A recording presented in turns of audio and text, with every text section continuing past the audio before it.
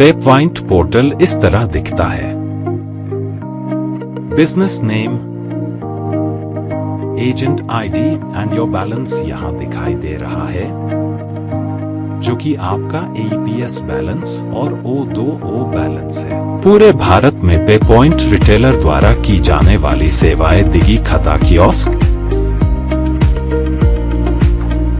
banking services, bill payments and recharges, travel bookings, financial services, online shopping, FASTag, bank card services and insurance है। जब आप help and support में जाएं और पे पॉइंट बैंक लिस्ट पर क्लिक करें, यहां आप वे खाते और उनके डिटेल्स देख सकते हैं जिनका उपयोग आपके पे पॉइंट पोर्टल पर लिमिट ऐड करने के लिए किया जाता है।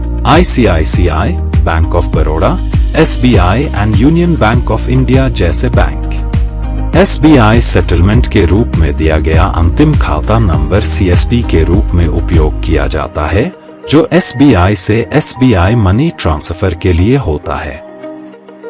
अगर कोई बैंक में पैसे जमा करने और लिमिट बढ़ाने जाता है, बैंकर ऑर्डर कोड मांगेगा, जिसका अर्थ है कि आपको अपने पोर्टल पर अकाउंट एजेंट आईडी प्रदान करना चाहिए।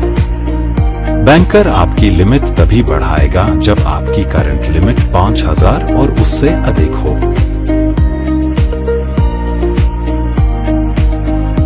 बैंक आपकी लिमिट को अपडेट कर देगा और यह बाद में आपके पे पॉइंट पोर्टल पर ऑटो अपडेट हो जाएगा। यदि ICICI के साथ कर रहे हैं तो यह इंस्टेंट बैंकिंग के साथ किया जा सकता है या अपना ऑर्डर कोड प्रदान करें। आइए अब जानते हैं कि अपनी लिमिट क्लेम कैसे करें। लिमिट की जांच करने के लिए लोड मनी पर क्लिक करें, फिर कैश डिपॉजिट एट बैंक पर क्लिक करें और नीचे बैंकों की संख्या का उल्लेख होगा। अगर आप किसी खाते में ट्रांसफर करते हैं तो आपको तुरंत रकम नहीं मिलेगी। जब आप सेंड लिमिट रिक्वेस्ट पर क्लिक करते हैं, रिक्वेस्ट पेज खुला रहेगा। यह वह खाता संख्या है जहां राशि ट्रांसफर की जाती है। यहां आपको जो भी जमा किया है उसकी लिमिट अपडेट करनी होगी। ट्रांसफर वह डेट है जिस दिन अमाउंट ट्रांसफर की गई थी। यदि आपने कैश जमा किया है तो ट्रांसफर के तरीके में कैश चुनें।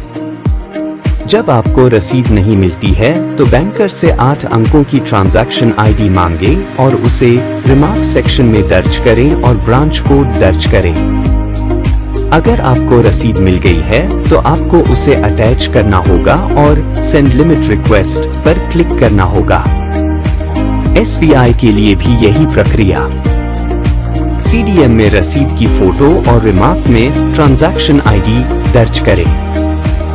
यदि CDM में रसीद नहीं बनी है तो रिमार्क में उसी CDM मशीन की ATM आईडी दर्ज करें।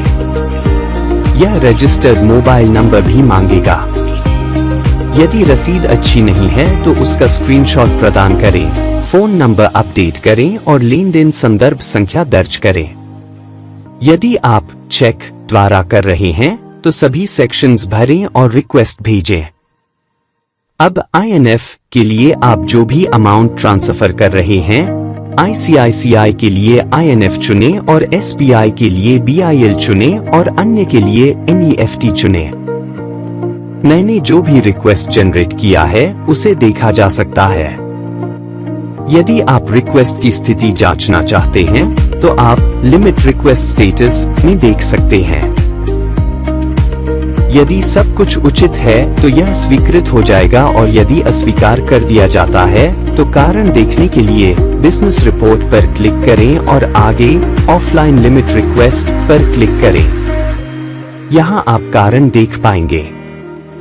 यदि बैंक के नाम या दर्ज की गई राशि या ट्रांजैक्शन की तारीख, ट्रांजैक्शन के तरीके या गलत ट्रांजैक्शन आईडी में कोई त्रुटि है या यदि आपने रसीद संलग्न नहीं की है तो आपका रिक्वेस्ट रिजेक्ट कर दिया जाएगा। अब नई UPI आईडी कैसे ऐड करें? संबंधित बैंक की UPI आईडी जोड़ें।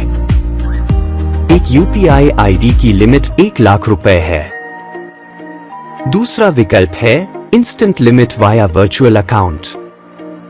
ऐड बैंक अकाउंट पर क्लिक करें और फिर ऐड अकाउंट नेम पर क्लिक करें।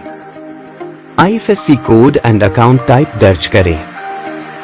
अकाउंट नंबर दर्ज करें। सर्विस चार्ज के बारे में विवरण पे पॉइंट खाते में जोड़ा जाएगा। वह अमाउंट पे पॉइंट पोर्टल खाते की डेबिट किया जाएगा। आपके खाते का नाम पेपी और आपकी एजेंट आईडी से शुरू होता है। आप यहां अपने 5 बैंक खाते जोड़ सकते हैं। किसी भी बैंक से पे पॉइंट करते समय आपको लाभार्थी में पेपी से शुरू होने वाला खाता नंबर और आईएफएससी कोड दर्ज करना होगा। फिर लिमिट ट्रांसफर करने पर आपको सीधे लिमिट मिल जाएगी। अगर गलती से डिस्ट्रीब्यूटर थर्ड पार्टी ऑर्डर कर देता है, इम्स के माध्यम से वर्चुअल में 10 से 15 मिनट लगेंगे। एनईएफटी में 2 से 3 घंटे लगेंगे। एटीएम में कैश जमा।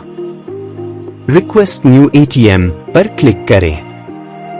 बताएं अनुसार डिटेल्स भरें और send request for axis bank deposit card पर क्लिक करें। रिक्वेस्ट ब्रांडिंग टीम को ट्रांसफर कर दिया जाएगा और आपका एक्सिस डेबिट कार्ड भेज देगा। एक बार जब आप अपने पते पर कार्ड प्राप्त कर लेते हैं, तो आपको माई एटीएम कार्ड पर क्लिक करना होगा और अपने कार्ड पर 16 डिजिट का नंबर दर्ज करना होगा। अब आपका कार्ड पे पॉइंट पोर्टल से लिंक हो जाएगा और बाद में एक्टिवेट हो जाएगा। जब आप एक्सिस बैंक सीडीएम मशीन में जमा करेंगे और आपके पोर्टल पर ऑटो अपडेट हो जाएगा।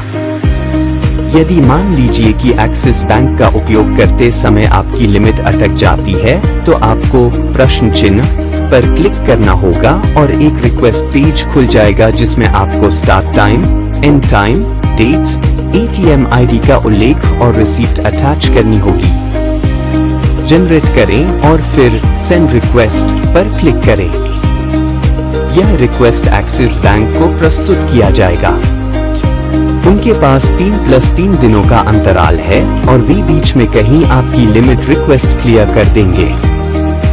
अगर आप दूसरे बैंकों में जमा लिमिट के दौरान फंस जाते हैं, तो आपको बैंक जाना होगा।